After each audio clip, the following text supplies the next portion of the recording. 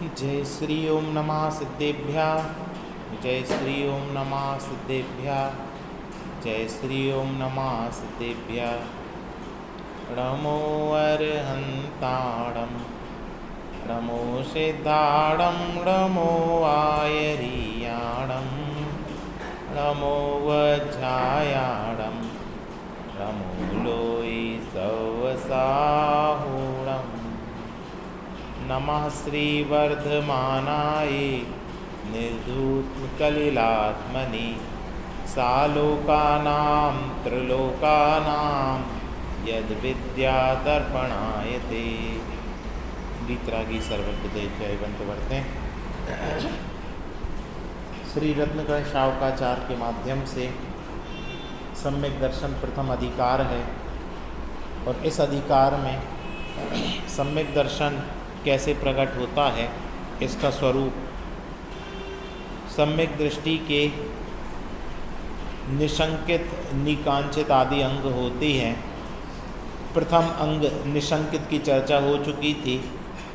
आज से निकांचित नामक गुण की चर्चा चलेंगे। यदि किसी को सम्यक दृष्टि होना भी है तो कांछा रहित सम्यक्त की प्राप्ति होती है, कांछा वाले को सम्यक्त की प्राप्ति नहीं होती। तो पेज नंबर 24 पर 12 नंबर का श्लोक है। अब दूसरे निकांक्षित गुण को कहने वाला श्लोक कहते हैं। कर्म परवसे शांते दुःखेरंतिरितोदये पाप बीजे सुखे नास्था श्रद्धाना कांक्षणा स्मृता। इंद्रिय जनित सुख में सुखपने की आस्था रहित जो श्रद्धान भाव व अनकांक्षा का सम्यक्त का गुण भगवान ने कहा है। इंद्रिय जनित सुख, एक अतीन्द्रिय सुख, सुख दो प्रकार के। क्या? एक अतीन्द्रिय सुख जो इंद्रियों से प्राप्त नहीं होता, एक इंद्रिय जनित सुख जो इंद्रियों के माध्यम से हमें सुख लगता है, सुख है नहीं, इसका पूरा पिटारा खोला जाएगा। तो क्या कहा? जो आप अपन को इंद्रिय जनित सुख में सुख पने की आस्था, आस्था कर लिए कि यहाँ सुख है, उस आस्था रहित जो श्रद्धान है वो अनकांक्षा नामक सम्यक्त का गुण भगवान ने कहा है।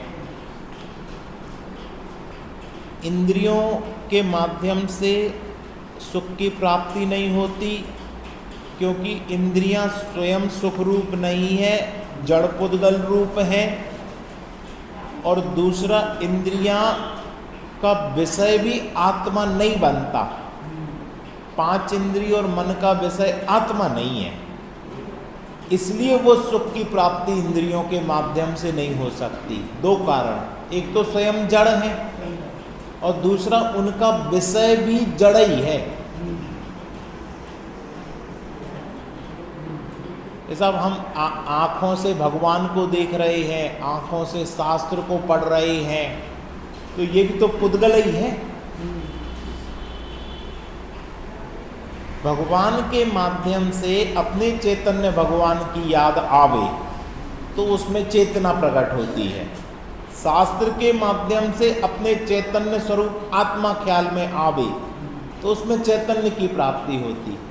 और शास्त्र को ही पढ़ते रहें, भगवान को ही देखते रहें, भगवान की ही पूजा करते रहें, तो वहाँ चैतन्य स्वरूपी आत्मा की प्राप्ति होना संभव नहीं है। इसलिए बहुत अच्छी लाइन ये लिख दी है, इंद्रिय जनित सुख में सुखपने की आस्था रहित जो श्रद्धान। क्या भावार्थ? कैसा है वो इंद्रिय जनित सुख? लोग कहते हैं ना साहब इंद्रिय जनित सुख। इंद्रिय जनित सुख कैसा है? कर्मों के परवश है। आप जब चाहो तब नहीं ले सकते। इंद्रिय जनित सुख आप जब चाहो तब नहीं ले सकते।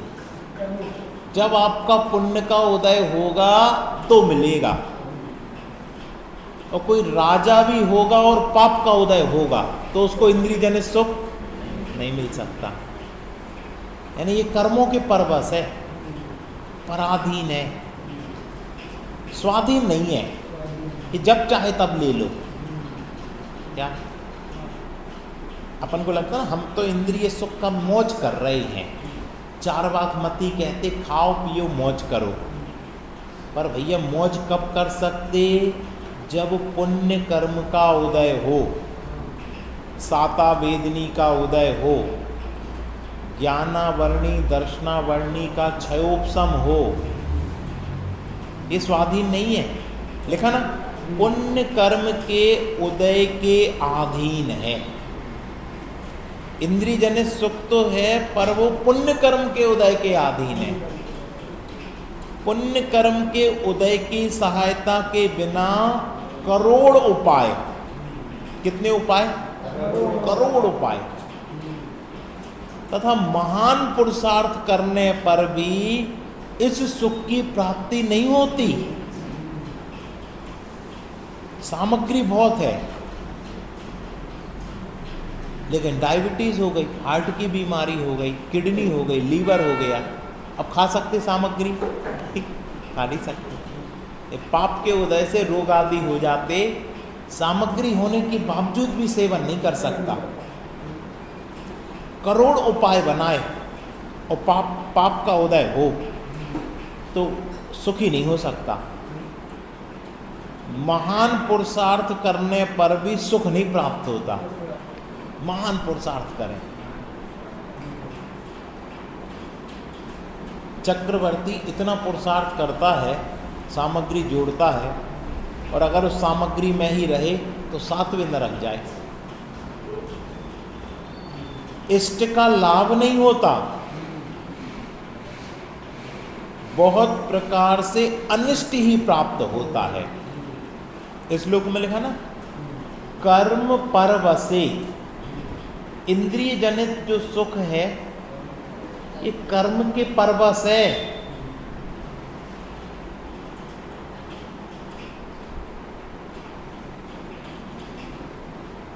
अंत सहित सुख है। क्या?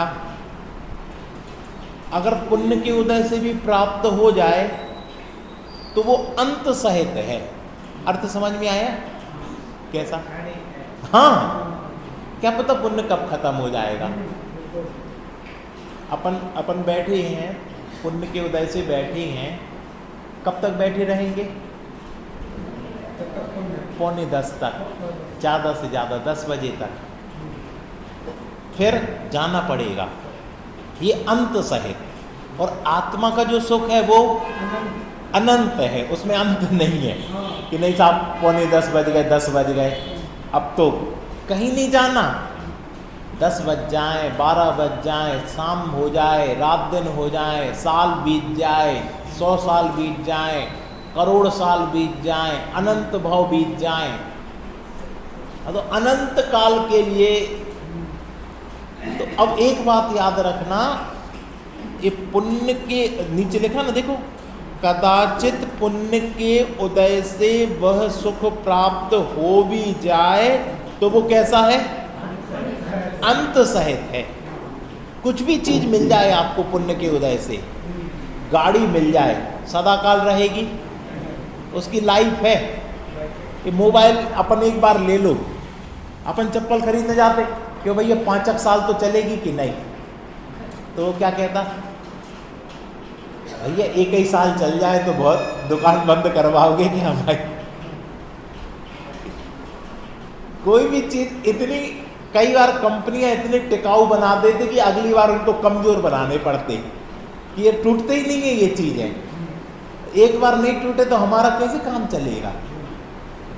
ऐसे ही पुण्य का उदय से अगर आपको इंद्रिय जनित सुख की प्राप्ति भी हो जाए तो वो सुख कब तक है? अंत सहित, उसका अंत आएगा, एक ना एक दिन अंत आएगा। प्रथमान योग में से वो रानी थी, उसको बताया तुम्हारा, तो उसके पति ने तो दीक्षा ले ली और उनने कहा जिस दिन तुम्हारे बेटे ने अपने पिता को मुनि अवस्था में देखा उसी दिन ये भी दीक्षा ले लेगा। तो पता उस रानी ने क्या किया? उस रानी ने महल की बाउंड्री खिंचवा दी, सारी सुख सुविधाएं महल में जुटा दी। स्विमिंग पूल है कि गार्डन है कि स्कूल है कि खेल कूद है कि जिम है, हर चीज अंदर, बाहर जाने का काम ही नहीं।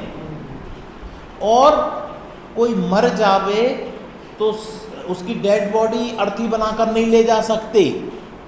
इसको कोई भी दुखद चीज नहीं दिखना चाहिए, इसको अच्छा ही अच्छा सुखी सुख दिखना चाहिए। धीरे धीरे वहीं जन्मा, बड़ा, पला, पुसा, कभी मृत्यु नहीं देखी उसने। बाद में उसके पिता उस महल के बगल में आ गए उद्यान में और किसी को खबर लग गई और इसको खबर लग गई। तो इसने क्या किया कि पहरेदार से पता चल गया, तो रस्सी कूद कर साड़ियों की माल बनाकर और अपने पिता को देखने गया और पिता को देखा, सो वहीं दीक्षा ले ली और उनके साथ मुनि हो गई। क्यों? तुम तो सुख में थे ना, हर प्रकार की सुविधाएं वहां जुटा दी थी, लेकिन वो सुख कैसे हैं? अंत सहित हैं, पराधीन हैं, कर्म के उदय के बस हैं, उनमें सुख नहीं है। ये देखो, पराधीन है, कितने समय तक भोगा जाएगा, कितने समय तक सुख को भोगोगे? हम दे रहे सुख, भोगो। रसगुल्ले अच्छे लगते, खाओ। कितने खाओगे? 1 खाओगे, 2 खाओगे, 3 खाओगे, 4 खाओगे, फिर अरे भैया बक्स दो, 10 खा लोगे, फिर 11वां 50 और रखे हैं अब नहीं खा रहा। ये पराध कितने समय तक? पंडित जी ने क्या लिखा? भोग भोगने की शक्ति कितनी और आसक्ति कितनी, कितने भोग पाओगे और आसक्ति कितनी है।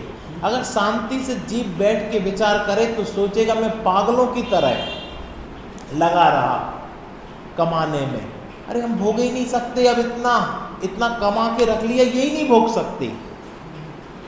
क्योंकि जो इंद्रिय जनित सुख है वह अपने इष्ट विषय के अधीन है और इष्ट का समागम विनाशिक है, इंद्रधनुष के समान है, बिजली की चमक के समान क्षणभंगुर और पराधीन है।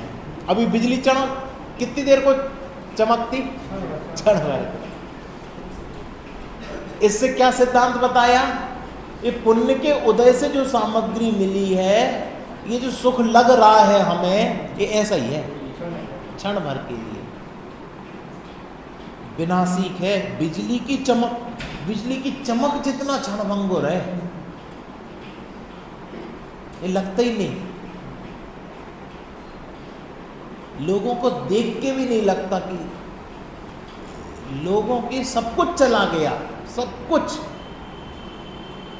नहीं बचा, रोड पे आ गए, तब भी नहीं लगता नहीं हमारा तो रहेगा। क्या हमारा तो रहेगा, उसका चला गया, उसका पाप का उदय था, हमारा तो रहेगा। वह सुख शरीर की निरोगता के अधीन है। ये एक जन पांव से विकलांग है, चल नहीं सकते, बैसाखियों के सहारे चलती है, तो पास में बुला के कहते कि भैया कैसे भी करके हमारे घुटने ठीक करवा दो कि हम बैसाखियों के नहीं सीधे चलने लगे। मैंने पूछा आप क्यों चाहते हो? कहने लगे इतना सब पैसा है, सब कुछ है, ना घूम पा रहे, ना फिर पा रहे, ना मंदिरों की दर्शन कर पा रहे, ना तीर्थ यात्रा कर पा रहे, ना कहीं जा पा रहे, ये पलंग पे पड़े रहते हैं। ये इंद्रिय जनित सुख काय के अधीन है? शरीर की निरोगता के अधीन। अब शरीर निरोगी नहीं है, शरीर निरोगी नहीं है, कहीं जा सकते, आ सकते, घूम सकते, चल सकते, उठ सकते, बैठ सकते, कुछ नहीं कर सकते, खा नहीं सकते, पी नहीं सकते।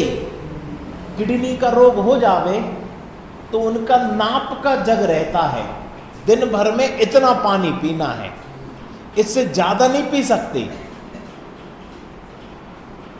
कैसे कैसे रोग हो जाते। और एक रोग हुआ तो उसने 10 रोगों को और खींच लिया। अपन को लगता हमें कुछ नहीं, डायबिटीज हो जाएगी तो शोध है, इसको हार्ट अटैक हो गई, ब्लड प्रेशर हो गई, फिर इसको किडनी का हो गई, फिर इसका लीवर डैमेज हो गई। ऐसा नहीं कि एक रोग है तो एक ही बना रहेगा, वो धीरे धीरे धीरे करके सब बना लेगा। क्यों?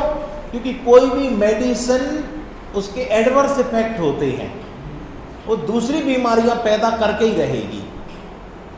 इसलिए वह सुख शरीर की निरोगता के अधीन है, धन के अधीन है। अब जिसका शरीर निरोगी है उसके पास धन नहीं है, वो यही सोच रहा मेरे पास धन होता तो मैं ये करता। जिसके पास धन है वो कर नहीं पा रहा है। स्त्री के अधीन है।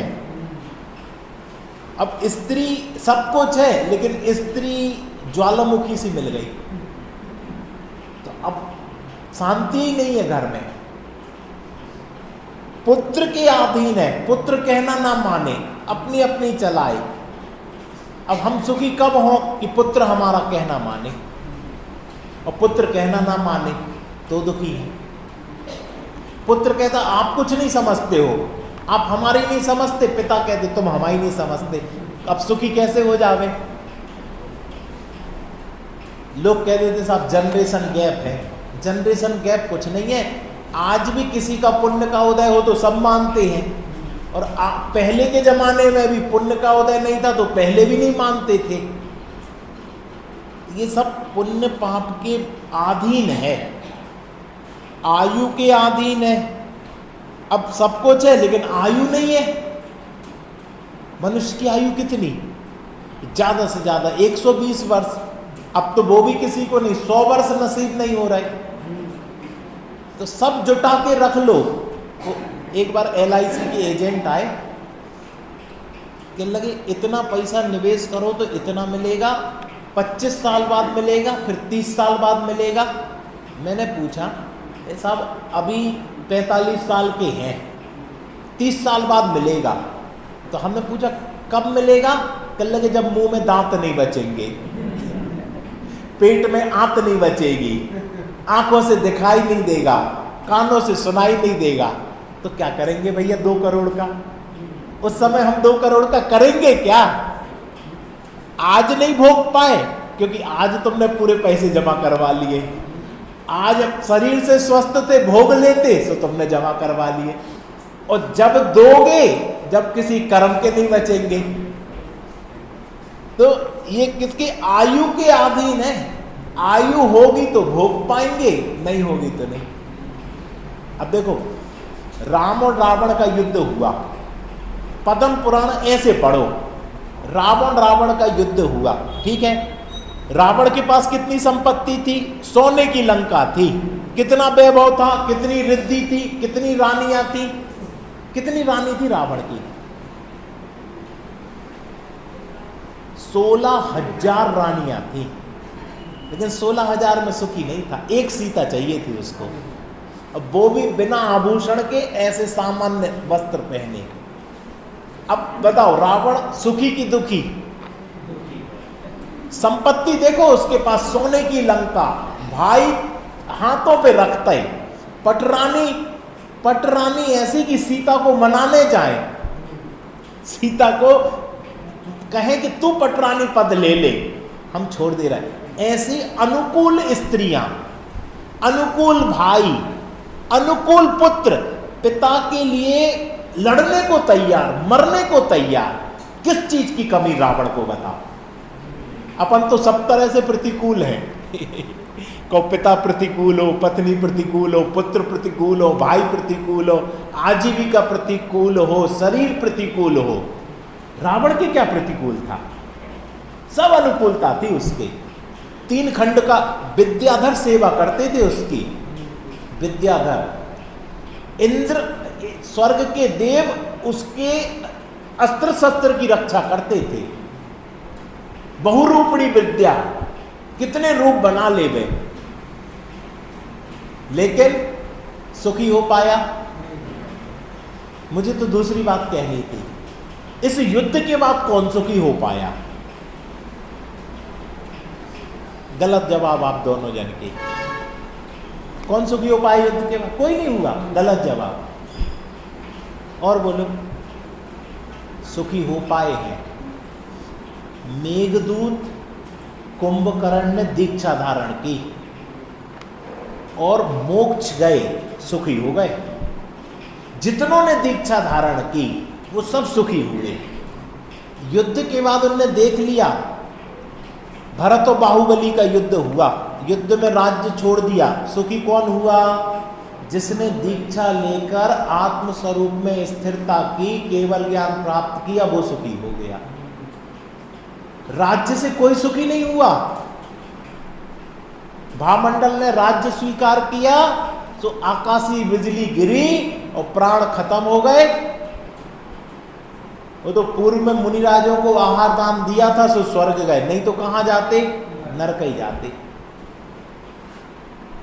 इसलिए अभी तो ये बता रहे, इंद्रिय जनित सुख कहीं से भी सुख नहीं है, वो सुख जैसा दिखता है।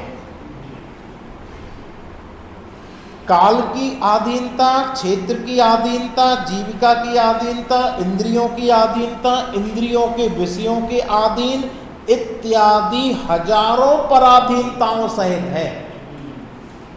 कितनी पराधीनता? हजारों। अगर आपको इंद्रिय जनित सुख भी मिल रहा ना तो 1000 पराधीनता है उसमें, भोग नहीं सकती। तथा विनाश के सन्मुख है। लोग कहते हैं ना, आज विश्व ने इतनी तरक्की कर ली है। कितनी तरक्की कर ली? कि कई सैकड़ों बार विनाश हो सकता है, इतनी तरक्की कर ली। इतने परमाणु बम बना लिए हैं कि एक विश्व नहीं ऐसे सैकड़ों विश्व होना तो उनका विनाश हो जावे। इतनी तरक्की कर ली। बताओ, ये तरक्की है? ये तरक्की है? इसलिए अब वो चांद पे जाने की खोज रहा है। ये तो विनाश हो जाएगा तो रहेंगे कहां? चलो चांद पे चलें। ये है विनाश के सन्मुख है। इंद्रिय जनित सुख विनाश के सन्मुख है। कितना समय तक भोगा जाएगा? इसलिए तो इंद्रिय जनित सुख वह अवश्य ही अंत सहित है। ये लोग पागल नहीं है जो सब कुछ होते सब कुछ छोड़कर नग्न दिगंबर मुनि हो जाते, वो पागल नहीं है, उनको समझ आ गई है।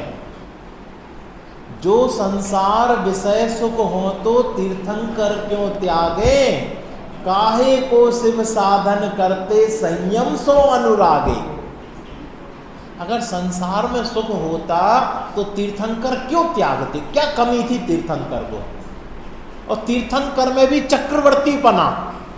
शांतिनाथ, कुंथनाथ, अरयनाथ जी चक्रवर्ती, कामदेव, तीर्थंकर, किस चीज की कमी?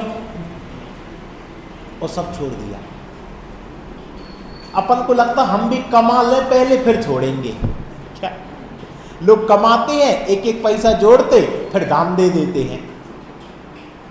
बताओ, उनको पुण्य होगा कि पाप होगा? है?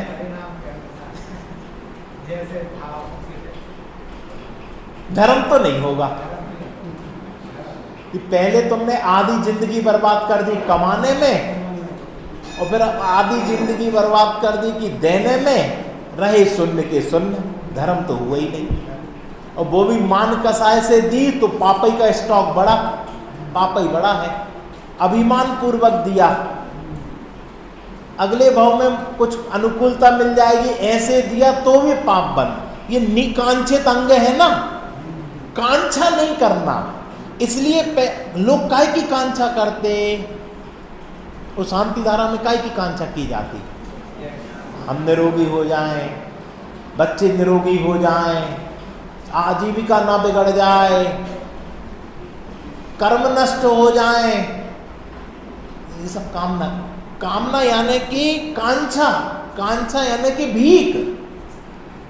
और भगवान से तुम जिसकी कांक्षा कर रहे हो वो तो सुख ही नहीं है, वो तो विनाशिक है, वो सुखाभास है, अंत सहित है। अरे मांगना है तो ऐसी चीज मांगो। इसलिए जिनने दीक्षा ली उनने ऐसी चीज प्राप्त करने की सोची जो अंत सहित ना हो, अनंत हो। अभी हमारा एक गोष्ठी है, उसका विषय है समाधि, साधना और सिद्धि। क्या विषय है? समाधि, साधना और सिद्धि। उसमें आया कि जब भी अपन समाधि की बात करते हैं लोगों को मरण ही समझ में आता है, समाधि मरण। जबकि शुरुआती यहां से हुई, मरण और समाधि मरण में जमीन आसमान का अंतर है। क्या? एक बात तो नक्की है, अपन सबका मरण होना है, ये तो सबका नक्की है।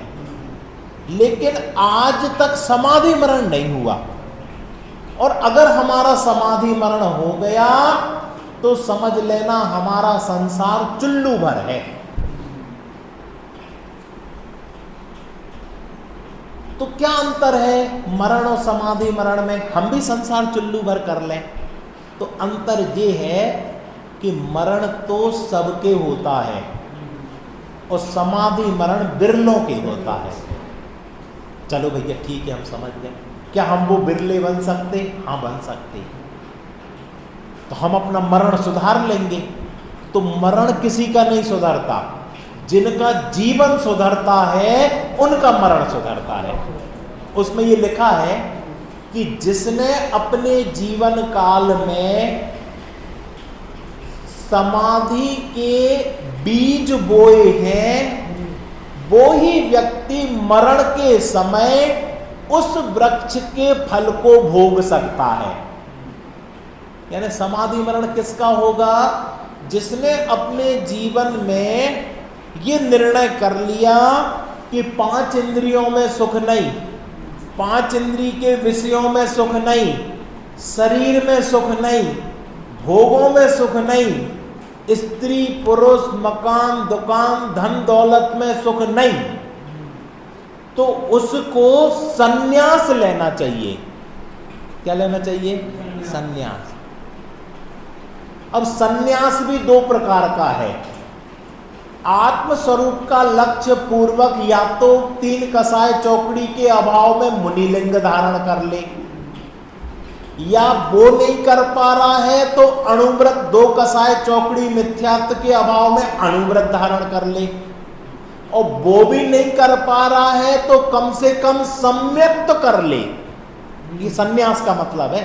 सन्यास का मतलब ये नहीं है कि घर बार छोड़ दो और नग्न दिगंबर मुनि हो जाओ। सन्यास का मतलब है कि जैसे भली प्रकार से अपन ने भेद विज्ञान किया ना, क्या भेद विज्ञान किया? पूरे पैराग्राफ में, पूरे पैराग्राफ में नहीं 2-3 पेजों में। किसमें सुख नहीं है? पुण्य के उदय में सुख नहीं है और पाप के उदय में सुख नहीं है, संसार शरीर भोगों में सुख नहीं है। तो ये पढ़ने के बाद क्या होना चाहिए कि सन्यास धारण होना चाहिए। और आप देख लो प्रथमान योग, जिसने सन्यास धारण किया चौथे काल में अधिकतर 95 से 99% लोग मोक्ष गए, कुछ बच गए तो उनने समाधि मरण किया। तो इससे एक बात तो पक्की हो गई, समाधि मरण सम्यक दृष्टि के होता है, मिथ्या दृष्टि के नहीं होता। ये बात तो आज गांठ बांध लेना। अपन जरूर आजकल कहने लगे उनने और अंत समय अपन ने समाधि मरण पाठ सुना दिया तो उनकी समाधि मरण हो गई है? ये समाधि मरण भूल में नहीं रहना। इसलिए मैं आज सही सही बात बता दे रहा हूं। समाधि मरण सम्यक दृष्टि की होती है, मिथ्या दृष्टि की नहीं। चाहे आप खूब अच्छा गेटअप तैयार कर लो, सफेद कपड़े पहना दो, सफेद चादर उड़ा दो, सफेद बिस्तर पे लिटा दो, सफेद ये लगा दो चारों तरफ, म्यूजिक बजा दो, प्रवचन बजा दो, समाधि पाठ बजा दो, उसको समाधि मरण नहीं बोलते। किसको बोलते हैं? जिसने सम्यक दर्शन पूर्वक संसार शरीर भोगों से संन्यास ग्रहण किया हो। और संन्यास यानी क्या? समता धारण की हो। ये सब में सुख नहीं है, उसकी साधना होती है। विषय है ना समाधि साधना। साधना कैसे करता है कि इन सब विषयों से भिन्न साधना के लिए अपने भगवान आत्मा को मुख्य रखता है। उसका कार्य क्षेत्र त्रिकाली ध्रुव आत्मा है, उसके प्रति इतना समर्पित होता है जितना पीएससी की तैयार करने वाला 16-16 घंटे। ऐसा वो संन्यास क्यों लेना? क्योंकि तुम 8-10 घंटे दुकान पे रहोगे, 8-10 घंटे सोओगे, 2-4 घंटे खाओगे पियोगे, तो काम कब करोगे? इसलिए संन्यास लेना। तुम्हारे पास समय तो हो, अब तुम 8-10 घंटे दुकान से आके थक जाओगे, फिर तुम समाधि की तैयारी कर सकते? घर कुटुंब के परिवार के आरंभ परिग्रह के काम निपटाओगे, फिर तुम सोओगे कि समाधि की तैयारी करोगे? सोएगा। इसलिए उसकी साधना क्या कि अल्प कर दो अपना व्यवहार, अल्प कर दो अपना आरंभ परिग्रह, अल्प कर दो अपना परिचय, उठना बैठना खाना पीना। इसको बोलते संन्यास। अरे ओशो भी है ना, ओशो, तो ओशो भी संन्यास देता है। सन्यासी बन जाते उस कहाँ, और वो गेरुआ वस्त्र पहन लेते। ऐसा नहीं कि कुछ भी कपड़े पहन रहे, कुछ भी कर रहे, एक स्थान पर रहते हैं। संन्यास लेना बहुत जरूरी है। और अपने यहाँ ये चीज खत्म हो गई। क्यों? क्योंकि अपने यहाँ अब धर्म हो गया व्यापारियों के हाथ में, और व्यापारी ने धर्म में भी व्यापार बुद्धि अपना दी। तुम्हें धर्म करना हो, कितने लाख खर्च कर रहे हैं? 100 धर्मेंद्र बनना हो, 21 लाख दो, 1 करोड़ दो, 5 करोड़ दो, 11 करोड़ दो, 100 धर्मेंद्र। तो अब इसको क्या लगता कि हमें धर्म हो गया। संन्यास लिया उसने संसार शरीर भोगों से। वो क्या करता? बार्गेनिंग करता। नहीं यार 11 करोड़ बहुत ज्यादा है, तुम ऐसा करो 5 में व्यवस्था करो, धर्म हो जाएगा। ये बार्गेनिंग, ये व्यापार धर्म नहीं है। धर्म तो वो है कि सब परिग्रह से भिन्न अपने स्वभाव पर श्रद्धान करना। देखो एक पैराग्राफ और पढ़ते हैं, प्रश्न पढ़ना। अंत सहित है तो भी अखंड धारा प्रवाह रूप नहीं है, बीच बीच में अनेक दुखों के उदय सहित है। कभी तो रोग का आ जाना, कभी स्त्री पुत्र मित्र का वियोग हो जाना, कभी अपमान होना, कभी धन की हानि होना, कभी अनिष्ट का संयोग होना। इस प्रकार अंतर सहित और अनेक दुखों सहित है। बताओ, अंत सहित है तो भी अखंड धारा प्रवाह रूप नहीं है।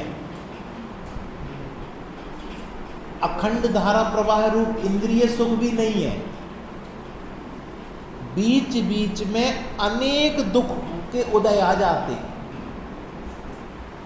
यही को प्रवचन सुनते सुनते विकल्प आ जावे, दुकान में, मकान में, भोजन में, पानी में। अब पानी रुका कि नहीं रुका, अब लग गया अब पानी रुक गया, अब ये प्रवचन बंद कर दें जिसमें हम आराम से घर पहुंच जाए।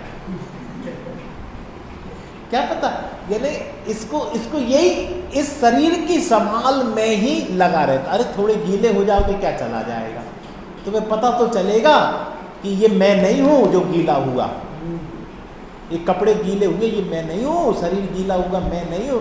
मैं कभी गीला नहीं होता। हर चीज से भेद विज्ञान है, हर चीज से करना चाहो तो गीले हो जाओ तो भेद विज्ञान करो, जो गीला होगा वो मैं नहीं हूं। मैं कभी गीला होता नहीं, आनंद लो। गीलेपन का आनंद लो। गर्मी में तेज धूप और शरीर जलने लगे, जो जलता है वो मैं नहीं, मैं जलता नहीं, मुझे गर्मी लगती नहीं, जिसको गर्मी लग रही वो मैं नहीं, ऐसा चलता है 24 घंटे हर चीज से भेद विज्ञान। लोग कहें पागल हो गए, कि हाँ पागल हो गए, तभी सम्यक दर्शन होगा, तभी भेद विज्ञान पुष्ट होगा।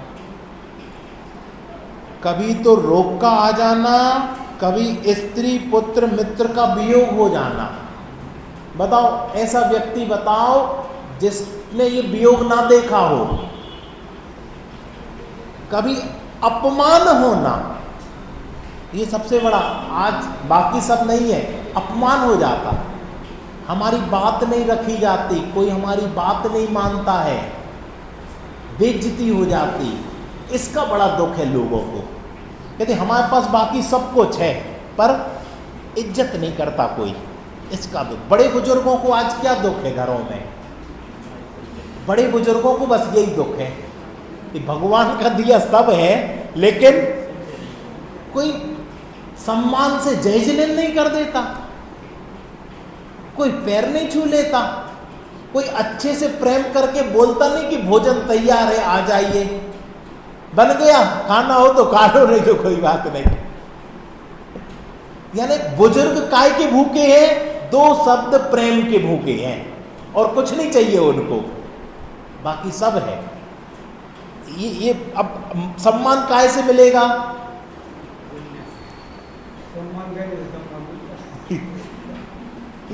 ये आपका मान यश कीर्ति नामक कर्म के उदय से होता है। आप जिंदगी भर सम्मान देते रहो और तुम्हारे अपयश कीर्ति का उदय होगा, तुम्हें सम्मान नहीं मिलेगा।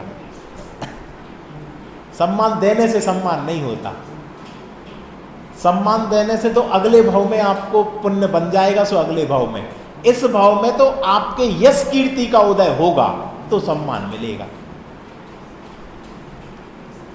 कभी धन की हानि होना, कभी अनिष्ट का संयोग होना, इस प्रकार अंतर सहित, यानी लगातार नहीं, अंतर सहित और अनेक दुख सहित है। जैसे पानी अंतर से गिर रहा ना, थोड़ी देर गिरता फिर रुक जाता, फिर गिरता फिर रुकता, ऐसे ही अपन के कभी पुण्य का उदय आ जाए, कभी पाप का उदय आ जाए, कभी सादा का कभी असादा का, कभी रोग आ जाए कभी निरोगी हो जाए।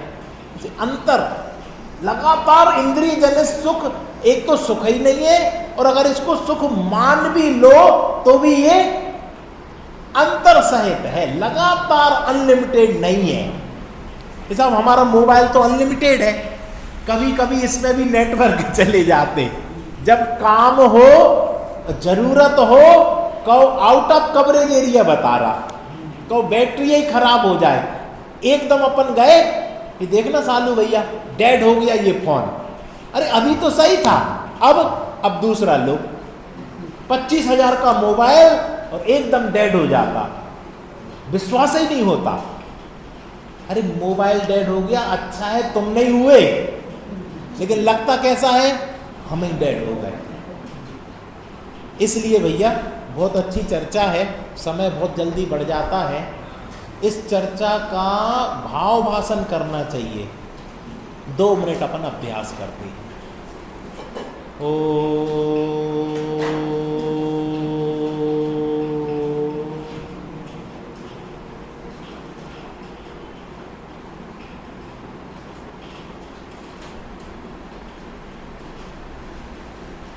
इंद्रिय जनित सुख विनाशिक है और अतीन्द्रिय सुख अविनाशी है।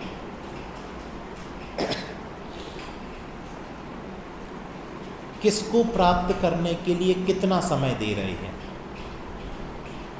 अतीन्द्रिय सुख के लिए 2 मिनट और इंद्रिय सुख के लिए 23 घंटे 58 मिनट।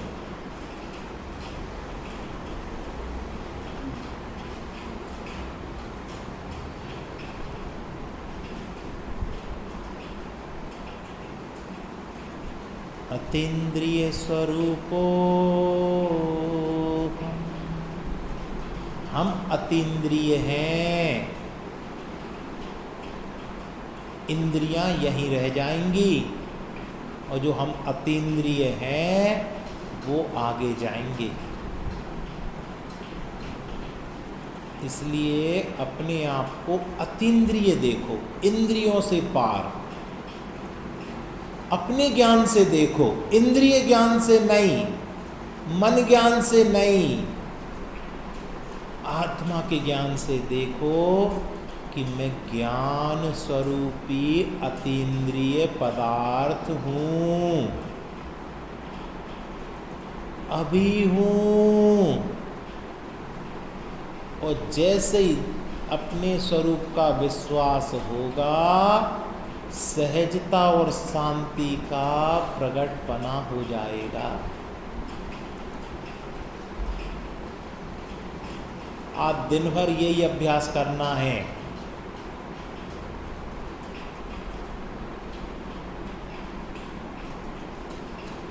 कि मैं अतीन्द्रिय हूँ, अविनाशी हूँ, अनंत सुख की खान हूँ। जब समय मिले तब नहीं, समय निकाल कर, नहीं तो आयु तो कभी भी पूरी हो जाएगी। इसलिए बुद्धि पूर्वक समय निकाल कर अपने अतीन्द्रिय सुख का पान करो। अतीन्द्रिय आनंद का पान करो। एक एक घूंट पियो कि मैं आनंद का सागर हूँ, ज्ञान का सागर हूँ, सुख का सागर हूँ, प्रभुता का सागर हूँ। ऐसे अपने त्रिकाली ध्रुव स्वभाव का श्रद्धान करो।